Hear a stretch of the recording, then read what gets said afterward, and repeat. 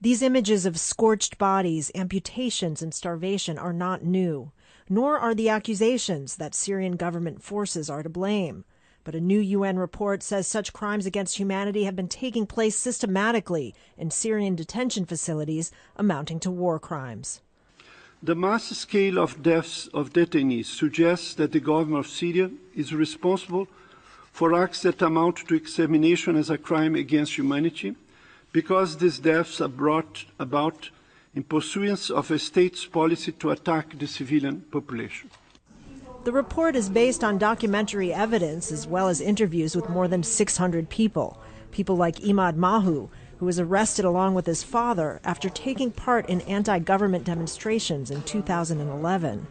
Because I was not giving them enough information, I was not giving them any information they can use, they brought me to a room, and then I found my father in front of me. He was on the ground. They blocked his eyes. He can't see me, and they start to torture him in front of me. And the guy was like hitting my father. He urinated on him. President Bashar al-Assad's representatives have denied wrongdoing in the past. Syria's UN ambassador did not respond to Al Jazeera's request for comment on the report.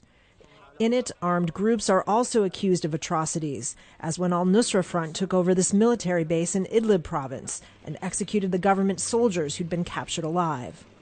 In the armed opposition groups and on the armed extremist group side, they found that people had died in those groups' custody, but there was not the same evidence that it was widespread and systematic.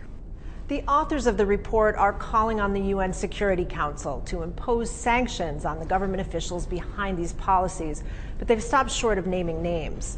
Russia has blocked punitive action against the Assad government in the past, defending its right to protect itself from what they call terrorist groups. That makes action here in the future unlikely. Kristen Salumi, Al Jazeera, the United Nations.